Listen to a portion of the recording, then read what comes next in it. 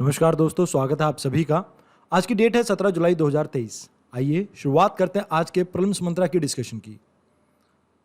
इस आर्टिकल में हम बात करेंगे कूनो नेशनल पार्क की। देखिए, आप सभी को पता होगा रिसेंटली हमने यहाँ पर चीता का रीइंट्रोडक्शन किया था, बट इनमें से कई चीता मर रहे हैं। तो इस वजह से एक कमेटी ने रेकमेंड किया कि हमें अभी हाल फिलहाल के लिए इन सभी चीता जो बचे हुए हैं इनका मेडिकल और फिजिकल रिव्यू करना चाहिए, और खासकर यहाँ पर फोकस करना चाहिए रेडियो कॉलर के ऊपर, क्योंकि हो सकता है इसकी वजह से कोई इनडायरेक्ट इन्फेक्शन हो रही हो। क्योंकि हाल फिलहाल में एक सूर्य नाम का जो आपका चीता था उसकी डेथ हो गई।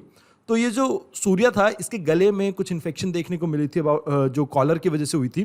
तो इस वजह से यहाँ पर डिस्कशन चल रही है कि क्या हमें सभी चीता को वापस से मेडिकली री एग्जामिन और फिजिकली री एग्जामिन करने की जरूरत है। अब ये तो हुई कंटेक्स्ट की बात। आइए अब बात कर लेते हैं कूनो नेशनल पार्क के बारे में, जहाँ पर आपको 4-5 मेजर इंफॉर्मेशन के ऊपर फोकस करना होगा। देखिए, कूनो जो ये नाम है ये आया है कूनो रिवर से, जो कि एक ट्रिब्यूटरी आपकी चंबल रिवर की। ये चंबल रिवर आपकी यमुना की ट्रिब्यूटरी है। एंड हाल फिलहाल में यमुना रिवर आपकी न्यूज़ में रही है, तो आपको पता भी होना चाहिए कि यमुना की ट्रिब्यूटरीज कौन कौन सी होती हैं। अब यहाँ किस तरह का जंगल देखने को मिलता है? वैसे तो dry deciduous type of forest देखने को मिलता है, बट मेजरली यहाँ पर डोमिनेट करता है आपका ग्रासलैंड, वो भी ड्राई किस्म का। यहाँ आपको ट्रीज देखने को मिलते हैं खरदाइज, सलाइज एंड खैर। ये आपका लोकेटेड है मध्य प्रदेश के श्योपुर डिस्ट्रिक्ट में। इसके अलावा यहाँ पर आपको एनिमल्स देखने को मिलता है ढोल, जो कि यहाँ पर जंगली कुत्ता जो है इंडिया का वाइल्ड डॉग है जो आपका, वो देखने को मिलता है यहाँ पे। Golden jackal, sloth bear, jungle cat या और भी बहुत से जानवर जैसे टाइगर, लियोपर्ड्स, ये भी आपको यहाँ पर देखने को मिल जाते हैं। अगर चीता की बात की जाए तो एशियाटिक चीता आपका क्रिटिकली इंडेंजर्ड कैटेगरी में आता है, एंड अफ्रीकन चीता जो भारत में लाया गया है वो वनरेबल कैटेगरी में आता है। तो यहाँ पर आपको यही इंफॉर्मेशन जाननी थी। आइए अब बात करते हैं अगले आर्टिकल की।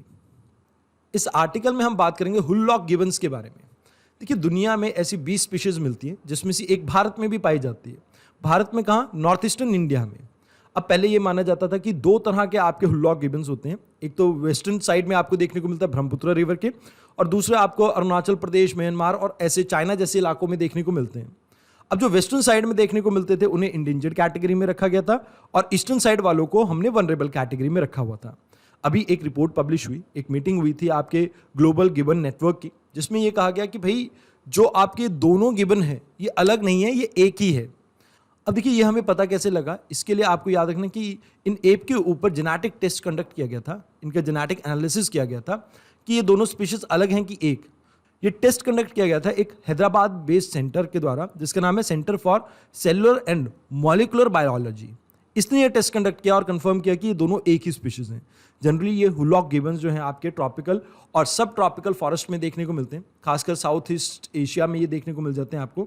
मेजर जो थ्रेट इन्हें देखने को मिलता है, क्योंकि देखिए ये जंगलों में रहते हैं आपके, तो डिफॉरेस्टेशन एक मेजर कारण है, और दूसरा कारण है जो नए नए प्रोजेक्ट डेवलपमेंट के चल रहे हैं इन एरिया में, नई नई बिल्डिंग्स बन रही हैं, इनके कारण जो जंगल की सफाई हो रही है, कटाई हो रही है। ये 2 रीजन है जिनकी वजह से इनकी प्रजाति जो है विलुप्त होने की कगार पे है।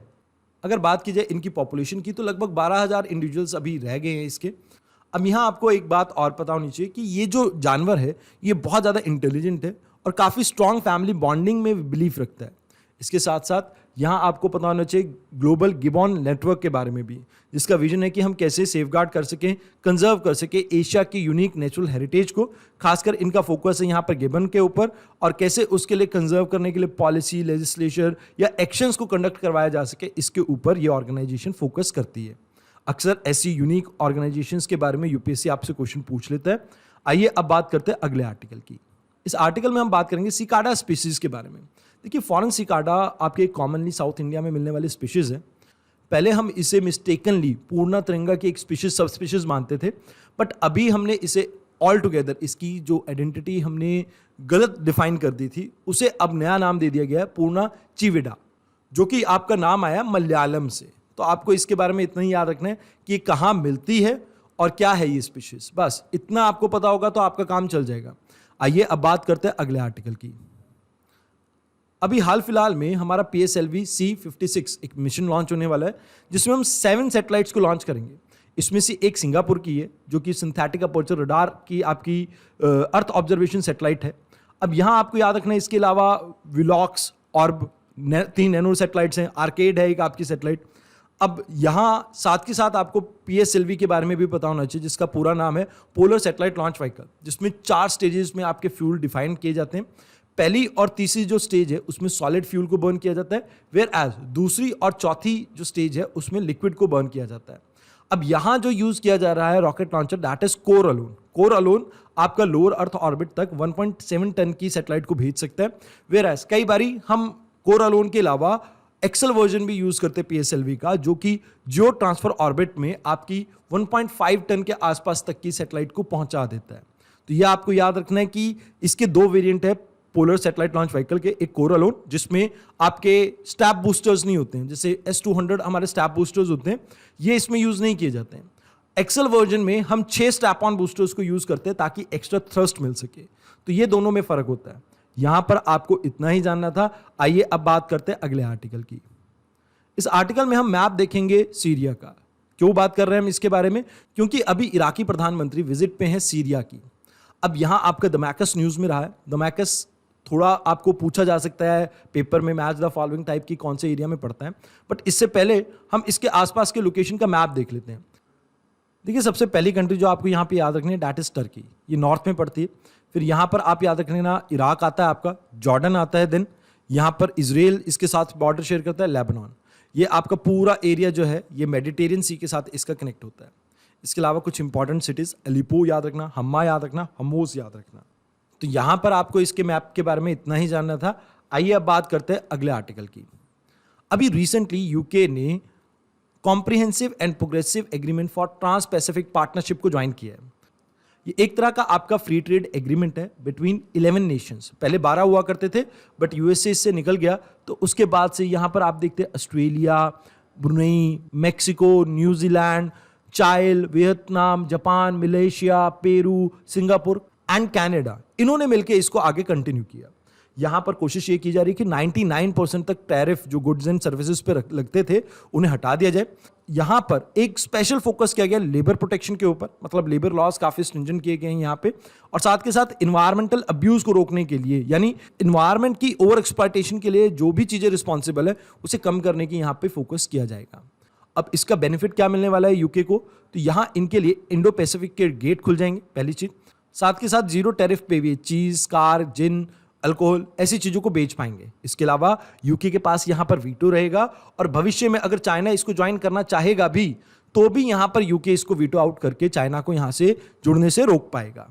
इंडिया ने इसे क्यों नहीं ज्वाइन किया? क्योंकि यहां पर स्ट्रिंजेंट आपके लेबर लॉज थे, इन्वायरमेंटल लॉज थे, तो इस वजह से इंडिया ने इन कंसर्न के कारण इसे ज्वाइन नहीं किया। आइए अब बात करते हैं अगले आर्टिकल की। यहां हम समझेंगे कोरल ब्लीचिंग को। देखिए, कोरल आपका एक सिम्बायोटिक रिलेशन है बिटवीन पॉलिप्स एंड जूजेंथलीन। देखिए, पॉलिप्स क्या होता है? जैसे एक जानवर है ये, जो एक मर जाता है तो उसके ऊपर दूसरा ऐसे ऐसे अपनी घर बनाता रहता है। मतलब एक स्पीशीज मरने पे उसी के स्केलेटन के ऊपर दूसरी स्पीशीज आपका घर बनाती है।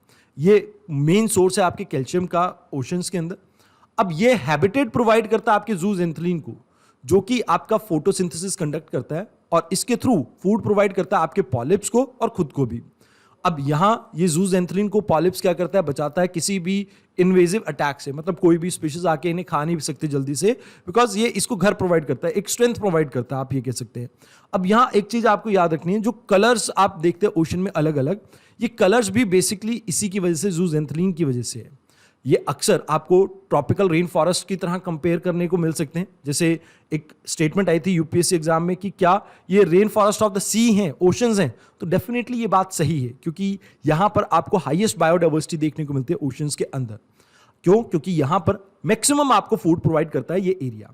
अब कोरल ब्लीचिंग क्या होती है? देखिए, एक ऐसा स्ट्रेसफुल इन्वायरमेंट जनरेट होना जिसकी वजह से पॉलिप्स जूजेंथलीन को एक्सपेल कर दे, निकाल दे, तो इसे कहा जाता है आपका कोरल ब्लीचिंग। अब इसके पीछे कई कारण हो सकते हैं। कुछ ह्यूमन इंड्यूस, जैसे बहुत ज़्यादा पोल्यूशन होना या कोई केमिकल लीक होना, तो ये कारण हो सकता है। या जैसे रिवर्स, अभी आप देख रहे हैं कि गंगा वगैरह, ब्रह्मपुत्रा वगैरह में बहुत सा सेडिमेंटेशन आ रहा है, तो अगर ये सेडिमेंटेशन आपका ओशंस में पहुंचता है तो इसकी वजह से भी पानी धुलमिल हो जाएगा। धुलमिल होने की वजह से यहाँ पर ये स्पीशीज विलुप्त हो जाएंगी, मतलब गायब हो जाएंगी, आप ये कह सकते हैं ब्लीच कर जाएंगी। इसके अलावा आपका ओशन का टेम्परेचर राइज होना, क्योंकि ये बहुत मिनिमम टेम्परेचर रेंज के अंदर ही जी सकते हैं स्पीशीज, तो इस वजह से तब भी इनका एक्सपेल्शन आपको देखने को मिल सकता है। ओशन में तेजाब बनना, मतलब ओशन एसिडिफिकेशन ज़्यादा होना, इससे भी इनका एक्सपेल्शन हो सकता है। तो ये 4-5 मेजर कारण है। देखिए, सबसे पहले अगर आप ये समझ लेना कि इनके लिए कंडीशंस क्या-क्या ज़रूरी हैं जीने के लिए, तो उससे आपको काफ़ी ईज़ी रहेगा इसके बारे में जानना। देखिए, पहली चीज़ तो पीएच लेवल बहुत लिमिटेड रेंज में होना चाहिए इनके लिए। ज़्यादा एसिडिक मीडियम में पानी हुआ तो भी ये मर जाएँगी, ज़्यादा बेसिक हुआ पानी तो भी ये मर जाएँगी। साथ के साथ यहाँ आपको याद रखना है कि अगर ओशन टेम्परेचर जो है सी का, वो ज़्यादा हुआ, ये सिर्फ और सिर्फ 20 से लेके 25 डिग्री सेल्सियस के बीच में ही जी सकती हैं। अगर टेम्परेचर इससे ज़्यादा हुआ तो कहीं ना कहीं इनकी डेथ हो जाती है।